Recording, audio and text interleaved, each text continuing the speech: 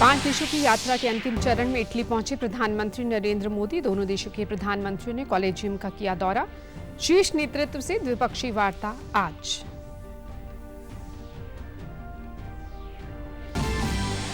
प्रधानमंत्री मोदी और प्रशासक की अपील पर चंडीगढ़ में आज अफसरशाही ने मनाया नो व्हीकल डे। डीसी पैदल और आईजी साइकिल से पहुंचे दफ्तर। कर्मचारियों के लिए किया गया स्पेशल बसों का इंतजाम। और केंद्रीय रेल राज्य मंत्री रवनीत बिट्टू और पंजाब के राज्यपाल गुलाब चंद कटारिया ने किया बल्टाना रेलवे अंडर ब्रिज के निर्माण कार्य का शुभारंभ। बोले परियोजना से लोगों को मिलेगी जाम से राहत। नमस्कार, चंडीगढ़ से आपका स्वागत है। मैं हूं रजिंदर कौर। समाचार विस्तार से। प्रधानमंत्री नरेंद्र मोदी की इटली यात्रा का आज दूसरा दिन है। प्रधानमंत्री मोदी आज इटली के शीर्ष नेतृत्व के साथ अहम द्विपक्षीय मुद्दों पर विचार विमर्श करेंगे। रोम में आज इटली की पीएम जॉर्जिया मेलोनी ने प्रधानमंत्री मोदी का खास अंदाज में स्वागत किया और उनके साथ सेल्फी पोस्ट करके लिखा, रोम में आपका स्वागत है मेरे दोस्त। जॉर्जिया मेलोनी ने पीएम मोदी के सम्मान में डिनर का आयोजन किया। इस दौरान दोनों नेताओं के बीच कई अहम द्विपक्षीय मुद्दों पर बातचीत हुई। दोनों नेताओं ने रोम के ऐतिहासिक कॉलेजियम का भी दौरा किया, जहां प्रधानमंत्री ने वहां की वास्तुकला को सराहा। प्रधानमंत्री मोदी आज राष्ट्रपति सर्जियो मैट्रेला के साथ भी मुलाकात करेंगे। इस दौरान भारत इटली सहयोग को बढ़ावा देने के तरीकों पर चर्चा होगी। बैठक में आर्थिक सहयोग, स्वच्छ ऊर्जा, रक्षा विनिर्माण, मोबिलिटी, इनोवेशन और आतंकवाद के खिलाफ मिलकर लड़ाई लड़ने पर ध्यान केंद्रित किया जाएगा। इसके अलावा दोनों नेता India, middle east, Europe economic corridor पर भी चर्चा करेंगे। आज रोम में भारत इटली के प्रतिनिधिमंडल स्तर की वार्ता भी होगी और दोनों देशों के बीच कई अहम समझौतों पर हस्ताक्षर भी होंगे।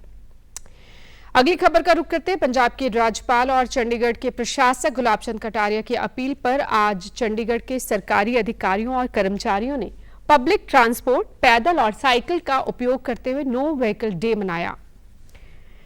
यह फैसला प्रधानमंत्री नरेंद्र मोदी की पेट्रोल और डीजल बचाने की अपील के बाद लिया गया। चंडीगढ़ प्रशासन ने यूटी सचिवालय और पंजाब सिविल सचिवालय के कर्मचारियों के लिए विशेष बस रूटों की व्यवस्था की। इस मुहिम के तहत सिटी बस से ऑफिस पहुंचे यूटी प्रशासक गुलाब चंद कटारिया ने कहा कि पश्चिमी देशों के तनाव के कारण पेट्रोल, डीजल और गैस संकट के चलते हम इनकी जितनी बचत कर सकते हैं उतना ही देश को आर्थिक रूप से मजबूत करेंगे। चंडीगढ़ प्रशासन ने इस बचत मुहिम को शुरू किया है और जनता से भी इसमें सहयोग की अपील करेंगे। देखो, मैं सोचता हूँ कि देश के सामने जो संकट आता है वो किसी व्यक्ति का नहीं होता, किसी पार्टी का नहीं होता।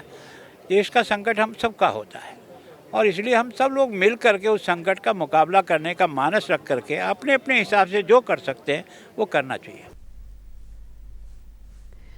बुधवार को प्रशासक के निर्देश पर अमल करते हुए एसीएस सौरभ अरोड़ा, डीपीआरओ राजीव तिवारी, राज्यपाल की एबीसी रणधीर कुमार और आईजी पुष्पेंद्र वर्मा साइकिल से ऑफिस पहुंचे।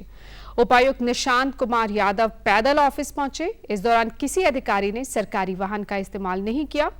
इस मौके पर आईजी वर्मा ने कहा कि यह फैसला जहां शरीर को फिट रखने और पर्यावरण संरक्षण के लिए अच्छा है, वहीं पेट्रोल, डीजल जैसे संसाधन बचाने में भी कारगर है। उन्होंने आम नागरिकों से भी इस मुहिम में सहयोग करने की अपील की। समय समय पे हम लोगों को एक्सरसाइज के लिए भी और साइकिल से हम पुलिस के अगर पॉइंट ऑफ व्यू से देखा जाए तो पेट्रोलिंग का भी एक तरीका है, बहुत अच्छा तरीका है। तो आज का दिन हम लोगों ने चुना था कि हम सभी लोग साइकिल से या फिर और किसी पब्लिक ट्रांसपोर्ट से आएंगे, अपने अपने व्हीकल को छोड़ेंगे। उसी कदम में, उसी मतलब उसमें हमारा ये एक छोटा सा प्रयास है। हम लोग शुरुआत करें हैं तो सभी के लिए मोटिवेशन का भी है, साथ ही साथ उन लोगों को ब्रीफ भी किया गया है और मुझे उम्मीद है कि सभी लोग अपने अपना कंट्रीब्यूशन दिशा में जरूर करेंगे। केंद्रीय रेल राज्य मंत्री रवनीत सिंह बिट्टू और पंजाब के राज्यपाल गुलाब चंद कटारिया ने आज बल्टाना रेलवे गेट नंबर 123 पर रेलवे अंडर ब्रिज का शिलान्यास किया। इस आरयूबी के बनने से बल्टाना क्षेत्र में लगने वाले जाम से लोगों को राहत मिलेगी। इस मौके पर राज्यपाल ने कहा कि इस परियोजना के सामने कई तकनीकी और विभागीय चुनौतियां थी, लेकिन अब सभी बाधाएं दूर कर निर्माण कार्य शुरू किया गया है। उन्होंने कहा कि 1 साल में अंडरपास का काम पूरा हो जाएगा। ये अंडरपास इस क्षेत्र की बहुत लंबे समय से मांग थी। ये स्वीकृत भी था, लेकिन रेलवे के सामने और हमारे सामने कुछ प्रॉब्लम थी। अब हमने वो सारे काम कर दिए। अब रेलवे ने आज इसको शुरू किया और जैसा इन्होंने कहा कि 1 साल में बना देंगे, तो इस सारे क्षेत्र के लोगों को आने जाने में बहुत बड़ी सुविधा मिलेगी। वहीं केंद्रीय राज्य मंत्री रवनीत बिट्टू ने कहा कि 12 करोड़ 37 लाख की यह परियोजना जनता की सुविधा और क्षेत्र के विकास के लिए अहम है। इस दौरान उन्होंने पंजाब के मुख्यमंत्री पर भी निशाना साधा। प्रोजेक्ट है, कई प्रोजेक्ट पैसों से ही नापा जाता। प्रोजेक्ट बहुत बड़े बड़े 500-500 करोड़ के भी होते हैं, पर जो ये अंडर ब्रिज है इसकी इतनी बड़ी जरूरत थी। इस तरीके से गवर्नर साहब खुद रेलवे के साथ इन्वॉल्व हुए और सारी चंडीगढ़ एडमिनिस्ट्रेशन को भी मैं मुबारकबाद देना चाहता हूं, क्योंकि कुछ जो जमीन थी वो चंडीगढ़ में थी। केंद्रीय रेल राज्य मंत्री रवनीत सिंह बिट्टू ने कल धूरी के क्रांति चौक का दौरा किया। इस दौरान उन्होंने आम आदमी पार्टी सरकार पर इल्जाम लगाया कि पिछले 1 साल और 5 महीनों में 1 करोड़ 36 लाख रुपए बर्बाद किए गए, लेकिन जमीनी स्तर पर नतीजा शून्य रहा। उन्होंने कहा कि जमीनी विकास के नाम पर फंड्स का खुलेआम दुरुपयोग इस सरकार की सच्चाई को उजागर करता है। बिट्टू ने कहा कि पंजाब पारदर्शिता का हकदार है, खोखले दावों का नहीं। उन्होंने इल्जाम लगाया कि मुख्यमंत्री भगवंत मान लोगों को वोटों के बदले सिर्फ चुटकुले सुना रहे हैं। मैं बेनती करदा भी अपना समा आने वाला 27 इन्हां तो कुछ नहीं होया। यूपी अगे सूबे, बिहार अगे सूबे और वेस्ट बंगाल भी, वो भी 90% लोगों ने वोट पा के सामता, क्योंकि जे आप करोड़ा रुपया शहरों से लाना धूरी अगे शहरों में, उत्थे मोदी उत्ते 27 बीजेपी बनी लो, कोई रोक नहीं सकता। ते जे अज ही आप बीजेपी दी कमेटियां बना लांगे ते कल राह सौखा हो। हरियाणा के मुख्यमंत्री नायब सिंह सैनी ने आज पंचकुला में विश्व मधुमक्खी दिवस पर आयोजित राज्य स्तरीय समारोह में बतौर मुख्य अतिथि शिरकत की। इस दौरान मुख्यमंत्री ने 30 मधुमक्खी पालकों को सम्मानित किया और भावांतर भरपाई योजना के तहत उन्हें 1 करोड़ से अधिक की वित्तीय प्रोत्साहन राशि वितरित की। इस मौके पर उनके साथ कृषि मंत्री श्याम सिंह राणा भी मौजूद रहे। इस दौरान मुख्यमंत्री ने कहा कि मधुमक्खी पालन केवल शहद उत्पादन का माध्यम नहीं, बल्कि पर्यावरण संरक्षण और कृषि अर्थव्यवस्था को मजबूत करने का महत्वपूर्ण साधन है। यदि मधुमक्खियां समाप्त हो जाएं तो मानव जीवन भी संकट में पड़ सकता है। ये कम लागत और कम संसाधन में रोजगार देने वाला व्यवसाय है। सरकार ने मधुमक्खी पालन को बढ़ावा देने के लिए मधुमक्खी पालन नीति 2021 बनाई है। सरकार का लक्ष्य 2030 तक 15,550 मीट्रिक टन शहद उत्पादन का है। इसके लिए मधुमक्खी पालकों को 85% तक की सब्सिडी मुहैया करवाई जा रही है। को मुख्यमंत्री बागवानी बीमा योजना में शामिल करने का भी निर्णय हमने लिया है। अनिश्चितता का बाजार के उतार चढ़ाव से साथियों राहत दिलाई है और इससे मधुमक्खी जो पालक को भी शामिल किया गया है। साथियों मुझे खुशी है कि इस योजना के तहत शहद का संरक्षित मूल्य हमने 120 रुपए किलो उसको तय किया है। ई फार्मेसी प्लेटफॉर्म पर दवाओं की ऑनलाइन बिक्री और डिस्काउंट के विरोध में आज हरियाणा, पंजाब और चंडीगढ़ सहित कई राज्यों में मेडिकल स्टोर बंद रहे। अखिल भारतीय रसायन यज्ञ एवं औषधि विक्रेता संगठन की ओर से 24 घंटे की इस देशव्यापी हड़ताल का ऐलान किया गया है। हरियाणा में करीब 20,000 मेडिकल स्टोर बंद रहे। वहीं कई जिलों में सामान्य दिनों की तरह दुकानें खुली रही, जबकि कुछ में मिला जुला असर नजर आया। पंजाब में भी करीब 25,000 मेडिकल स्टोर बंद रहे। चंडीगढ़ में मेडिकल स्टोर बंद रहने से पीजीआई में आए मरीजों और उनके परिजनों को दवाइयां नहीं मिल रही थी, जिससे उन्हें काफी परेशानी का सामना करना पड़ा। पीजीआई के सामने सेक्टर 11 की मेडिकल मार्केट में हड़ताल का असर सबसे ज्यादा दिखा। यहां सभी दुकानें बंद रहीं।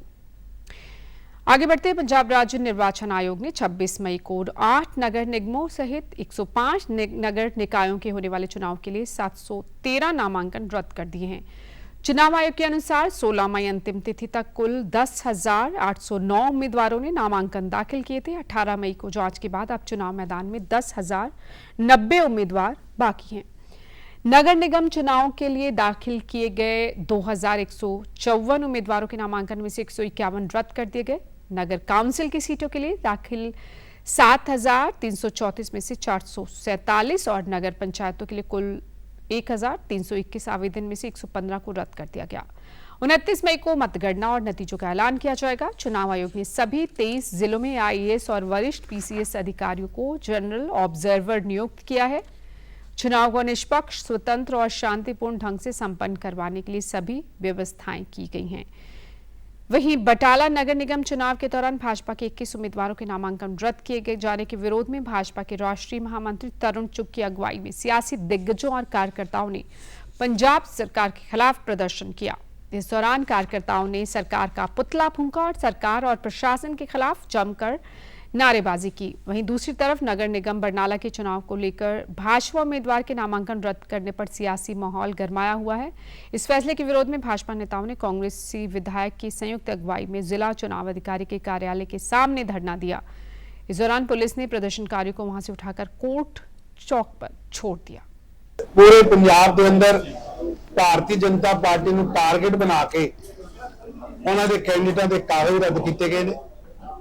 ਅੱਜ ਇਹ ਤਸ਼ੱਦਦ ਭਗਵੰਤ ਮਾਨ ਦੀ ਸਰਕਾਰ ਲਗਾਤਾਰ ਕਰ ਰਹੀ ਹੈ, ਕਿਉਂਕਿ ਇਹ ਆਪਣਾ ਅਕਸ ਖੋ ਚੁੱਕੇ ਨੇ। ਪੰਜਾਬ ਦੀ ਜਨਤਾ ਇਹਨਾਂ ਤੋਂ ਦੁਖੀ ਹੈ। ਲਾ ਐਂਡ ਆਰਡਰ ਨਾਲ ਕੋਈ ਸਮੇਟਿਆ ਨਹੀਂ ਜਾ ਰਿਹਾ।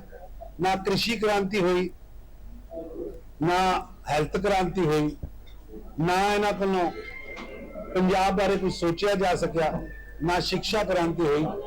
ये सरकार पूरी तरह फेल हो चुकी है।